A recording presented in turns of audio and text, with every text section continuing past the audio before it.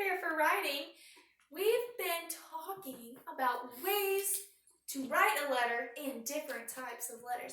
Today we're going to get to learn about a new type of letter, and this one I bet is going to be your favorite because of what you're going to get to write about. But first, let's go over our parts of a letter. I have some questions here on my screen that are going to pop up. Which part tells to who you are writing to? Patrick. The greeting.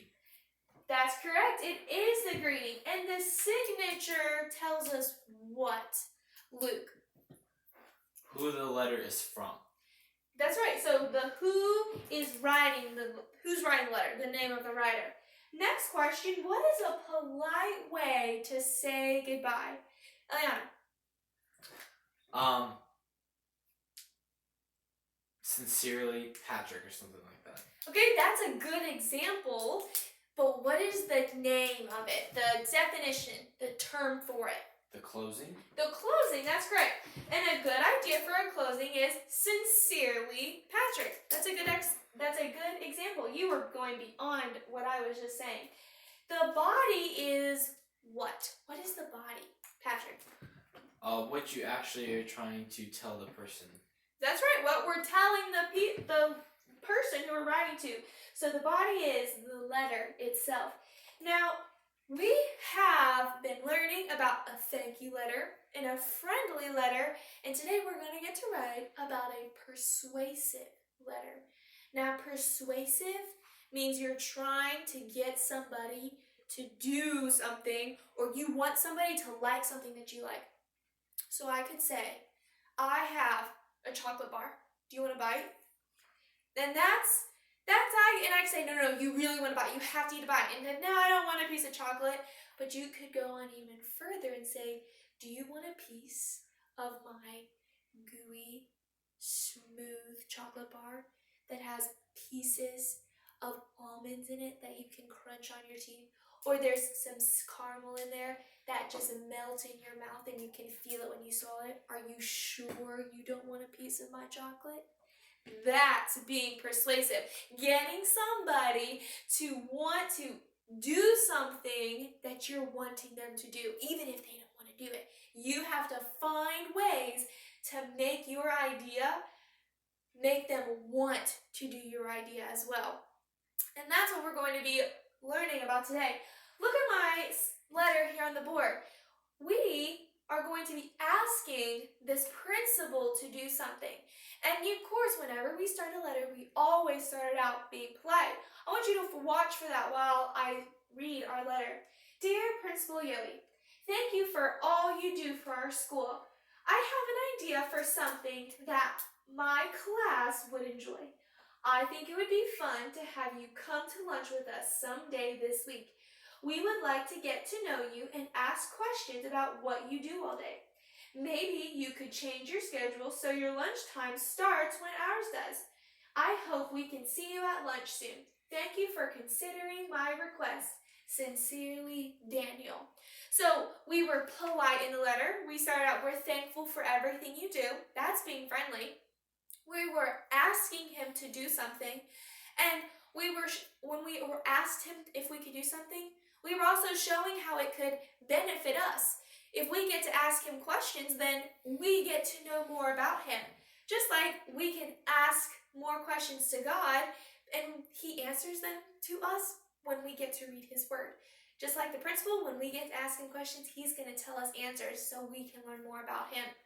So once you are asking the principal to do something, what if he, like in our letter, he has lunchtime when we have lunch? So you could say, maybe you could switch your lunchtime so then you could come with us. So you're giving him ideas in ways that way he can do what you're asking him to do. Let's take a look here at the next one. There are two parts, which I already touched on. Thank you for all you do for our school. That's being polite. And another one is thank you for considering my quest. That was at the end of it.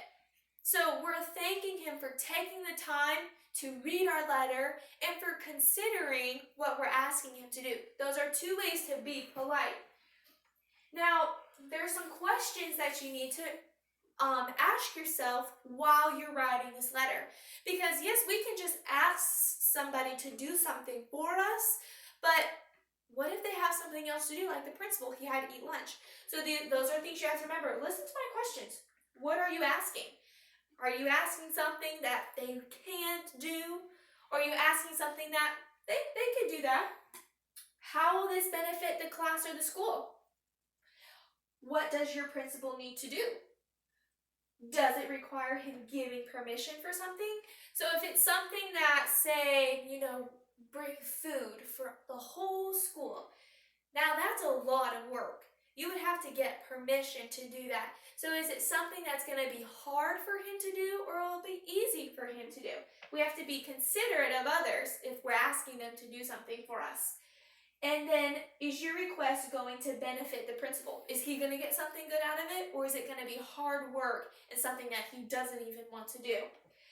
So when we write a letter today in creative writing, we're going to be writing a letter to our principal, and we're going to ask him if we can have a special day. Now, we're not allowed to do this now, so we have to get permission from the principal in order to do this. And we're going to write about, to our principal, are you ready?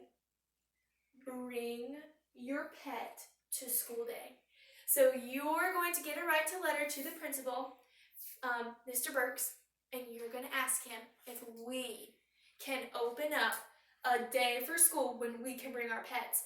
So you have to describe how awesome your pets are, how he's going to want to see them. You're going to want to write about if they can do tricks. That way he can see the tricks, and maybe he can learn some new ones to teach his animals if he has some. You can make friends with them.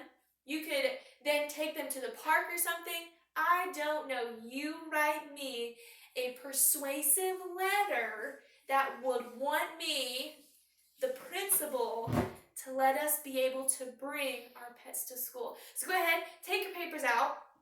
Go ahead and start with your name and then write your date.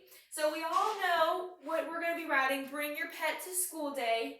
But I'm going to leave up here our questions. That way you can answer them when you're writing. So, will it benefit our class if we bring our pets, or will it be more work?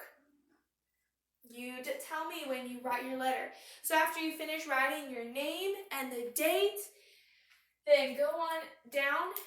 So we're addressing our letter to our principal, Mr. Burks. So you can just say, Dear Mr. Burks, and what punctuation always comes after our greeting, Patrick?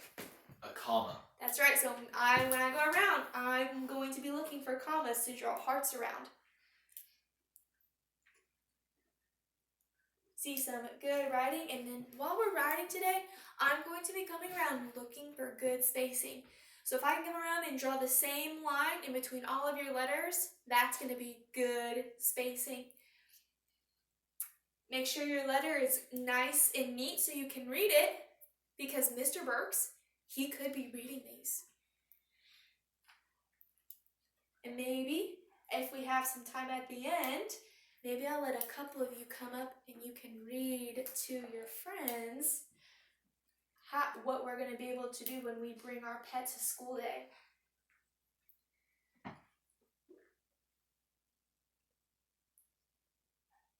See lots of good commas, seeing some good spacing. Make sure you're still touching all the lines and having good height, staying in the middle of the papers. Remember, start out by saying thank you for something you're doing. I'm seeing lots of papers that say that. That's good work. You're remembering what we talked about.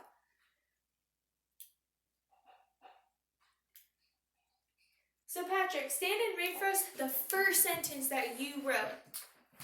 I thank you for what you do for our school. That's good. Mr. Burks does so much for our school that we don't even know about. He keeps us safe in our school. He provides us with all of our work and our lessons that we're going to be able to do. That's an excellent way to start out your persuasive letter. By now you should be at least starting writing about bringing your pet to school. Remember, you can ask yourself, read over our questions, and be writing those in, answering them. I don't want to actually see those questions on your paper. I want to see how you're going to answer them. What your answer is for that question.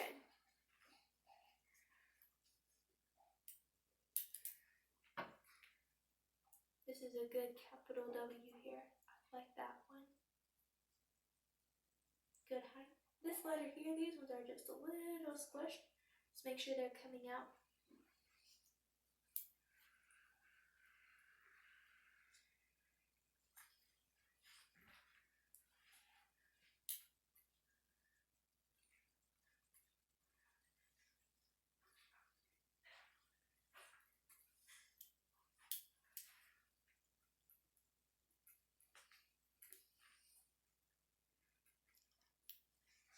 See lots of sentences and hard workers going around.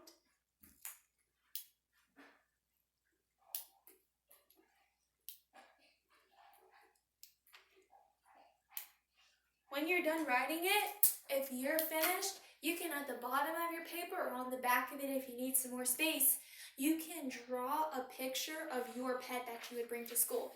You know, if you don't have a pet, maybe bring a pet that your grandparents have, or a pet that your friends have, or maybe a pet that you would like to have one day. You could talk about that pet and what you would do if you brought that pet to school.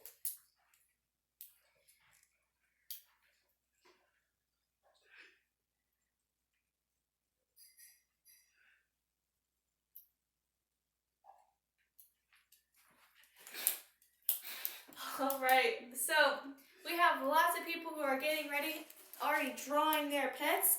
So Patrick, if you could stand and if you could read for us your letter to Mr. Burks. Dear Mr. Burks, I thank you for what you do for our school. We as a class have a request. We would like to ask, can we bring our pets to school? This could be a great day. We could go to a park maybe, or just bring them here to the schoolyard. We would enjoy an awesome day, and maybe you could bring your pet too, if you have one. Sincerely, Patrick Pembridge. All right, that was a good letter, and he even told him his last name. That way he knew which Patrick it was, because maybe there's another Patrick in the school. That was an excellent letter. You had thank you at the beginning of our letter. You told him some ideas of how we could play with our pets at school. That's what I'm looking for. So we're going to go ahead and we're going to pass our papers forward and turn them in on the side counter because we're going to use these papers in another lesson. So go ahead and prepare for arithmetic.